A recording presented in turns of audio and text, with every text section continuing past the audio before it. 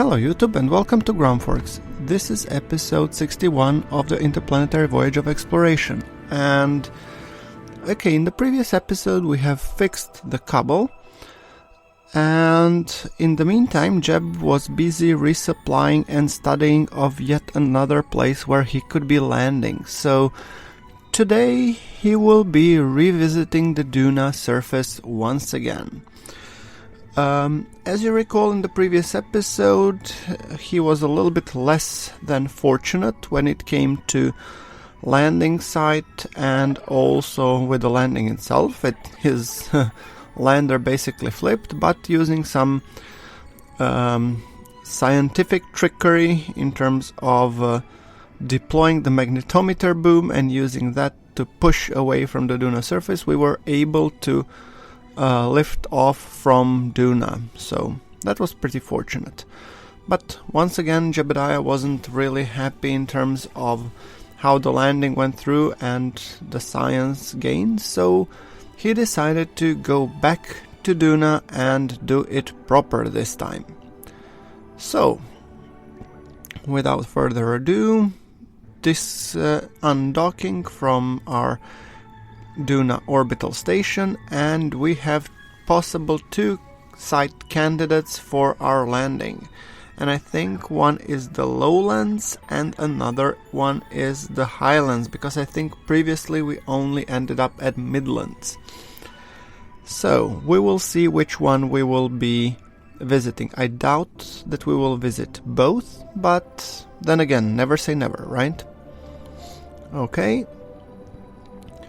We are just repacking our chutes, making sure that everything is set properly, and I want this time chutes to deploy much higher, roughly at 5,000 meters, because that would basically give us a better sort of more confidence that we would be landing more softly.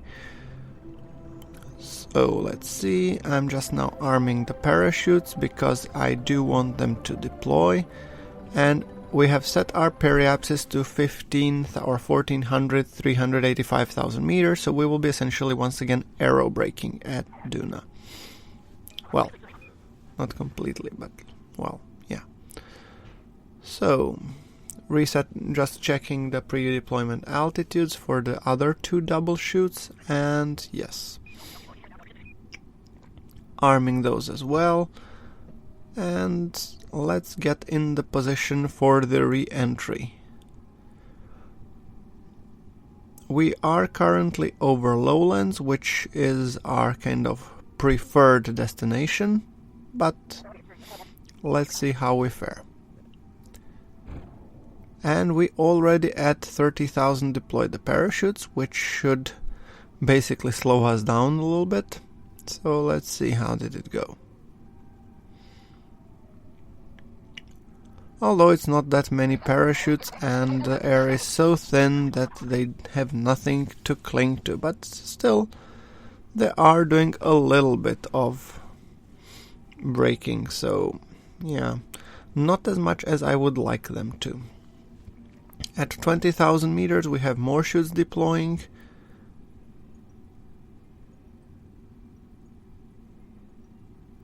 And we are going towards the lowlands biome, which I'm actually shooting for.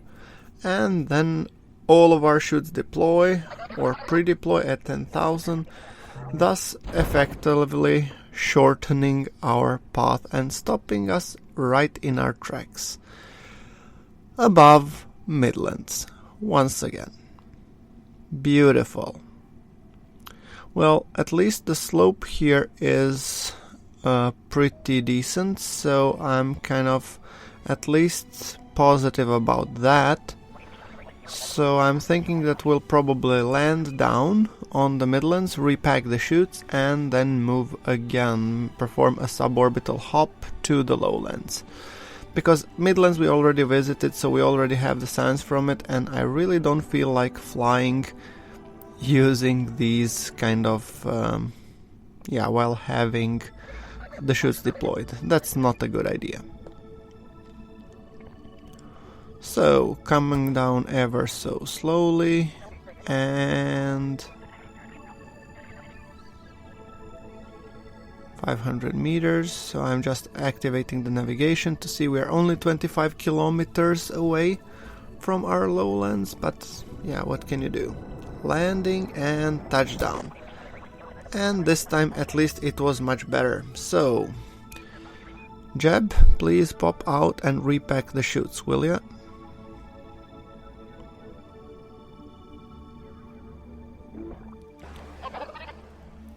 Doing also the EVA report while we're at it. So, well, the chutes function pretty great, so if we could actually manually deploy them as opposed to them being like pre-armed, that would be, I think, a better choice.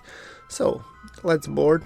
Looks like we already have that science, which I guess it was to be expected.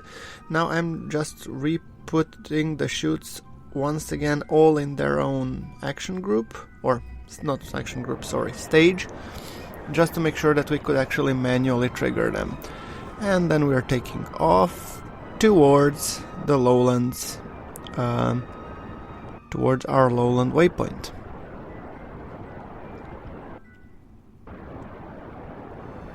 This is good, why it's good that we actually refueled, so that we have enough Delta V to actually perform the suborbital hop and also come back up. Because as soon as we get some data from the lowlands biome, we should, in theory, once again be going back to the station. So we are in the lowlands biome and we don't need to hit the marker exactly, which pretty much means that I was hitting the chutes right from the get-go, doing a little bit of backflipping, which gave here poor old Jeb a pretty good shake, but he was so excited that he really doesn't care. And our slope is 3.4 degrees, which is great, doing some of the science while we're gently descending to the surface of Duna. This time in the correct biome for the first time. I'm really eager to see how much science will we actually manage to gather from this lander once it returns back to Kerbin. I think it will be pretty hefty amount, so although we did send some information before then, but yeah.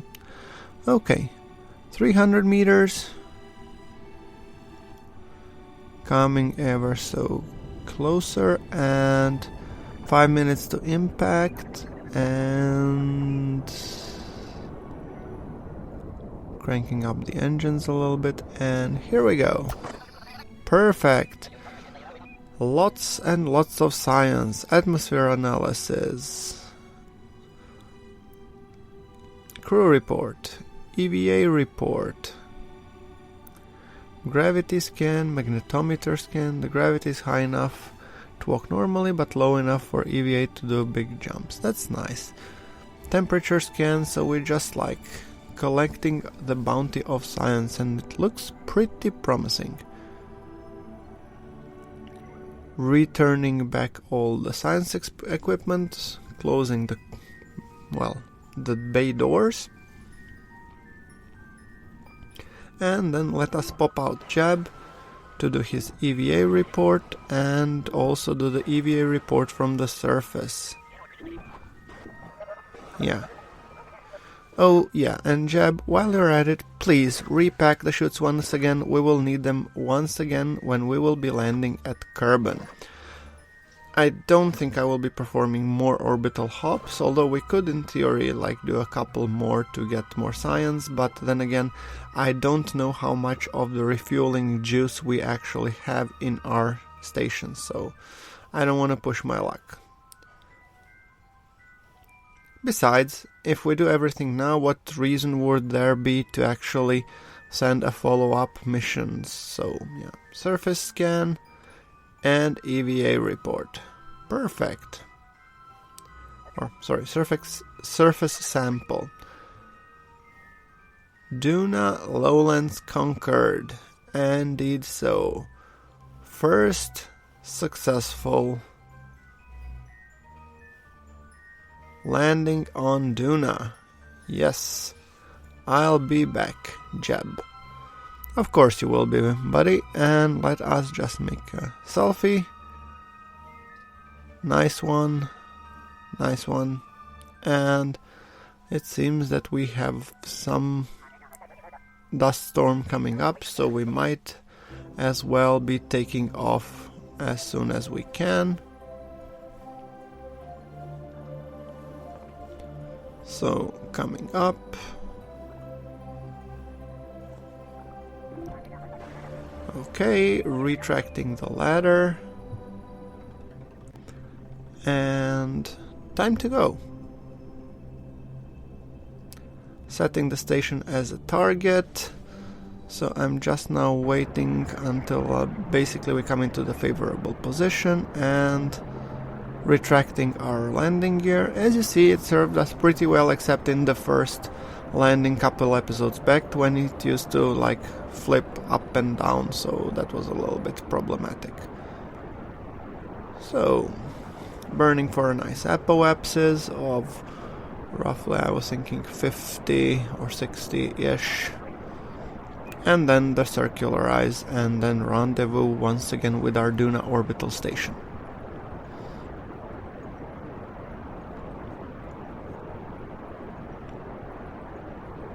Duna really looks amazing with this like glow from the sun and everything. It's just beautiful. I really like that planet. Okay, and our apoapsis is almost out of the atmosphere and 44, so we are out of the atmosphere, so let's keep it around 50. Circularization burn, and I'm also checking if I can immediately do the burn to basically intercept our station, but doesn't seem to be the case, so we'll just circularize and then look for the best approach, I guess.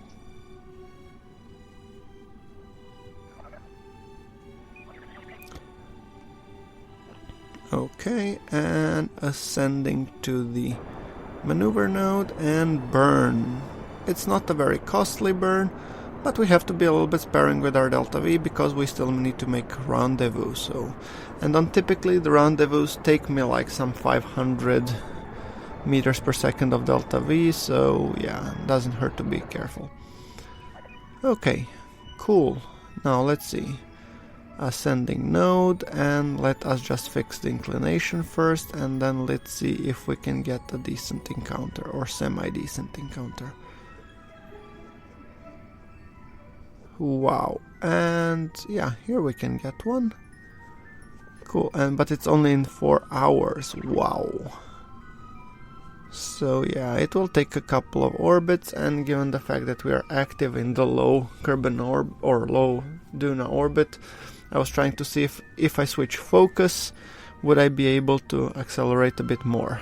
The answer is no, I would have to be in another craft, so yeah.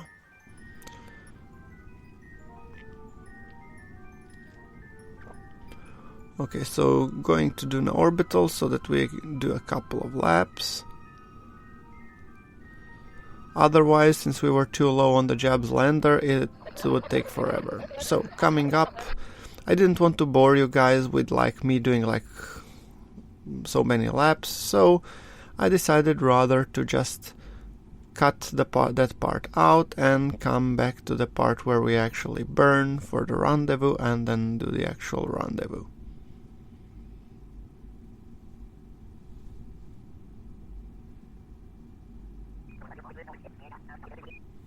Okay, in 45 seconds, 53 meters per second burn, so not really that much, but still good enough so that we can get a decent encounter, and I'm just now fiddling a little bit, and perfect.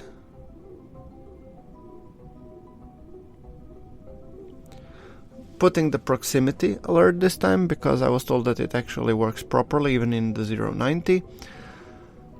So yeah, sometimes I'm just too lazy to open and just go and press add maneuver node, etc, etc. It's easier just to pop a maneuver node and that's it. Okay, our target relative speed is some 90 meters per second, which is pretty fast given the low thrust to weight of this craft, so we have to keep that in mind. Opening the docking port.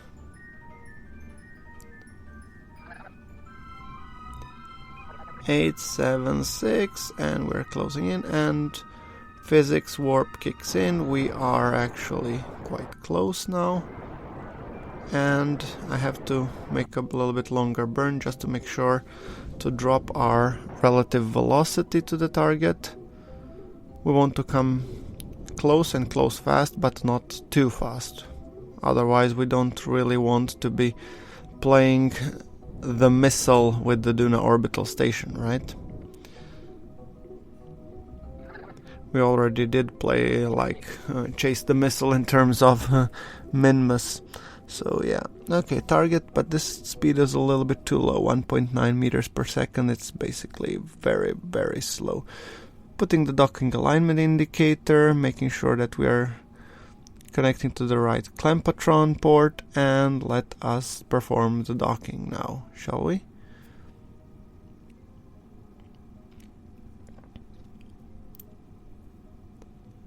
I'm just making sure that we do arrive at a little bit more speed towards it, and that we close the distance as much as we can, so yeah.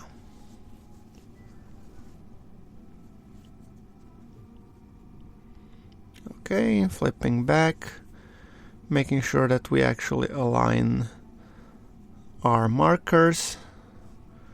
Apparently we are slightly going away from the station, but we'll fix that right away. I just wanted to first make sure that, well, we're pointed in the right direction and well aligned with the Duna orbital station. Okay. Time to burn, or not to burn, but to thrust towards the station using our RCS.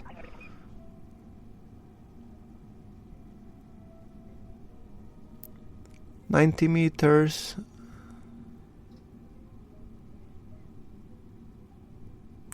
By the way, in case you were wondering how to use this docking alignment port, the distance is the actual distance, and the C distance is like a tangential distance. So like if you were perfectly aligned, this would be like the just straight burn forward. I don't know what it is called. So, and the orange circle makes sure that we are pointed correctly, and the small whisker below, also in orange, make sure that our rotation wise we are positioned correctly. So it's all a matter of aligning these markers up and then just translating left and right. Okay, and we're coming in for the docking, and docked. Perfect. Once again, Jeb, you're back, and this time the mission went a lot smoother for you. So okay, let's transfer as much fuel as we can back to the Jeb's lander. And I don't think that we have that much, so yeah. We do actually have some out of the main station's thrusters, and we won't be using those that much, so we can actually use it to refill the main tank. Perfect. So let us decouple the fairing base, and basically we'd no longer need this transfer stage, because yeah, it's now empty of. So perfect. A little bit more fuel transferring, just making sure that we have everything in.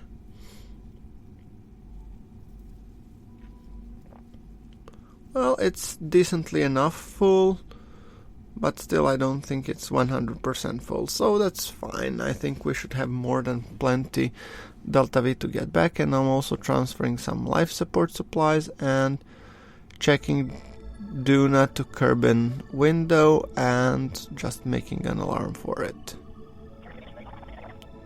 Perfect. Okay guys, so I think I'm gonna call it the episode here. If you like the episode, hit subscribe for more KSE content that should be coming soon. Once again guys, thank you very much for watching. This is GrunfWorks signing off.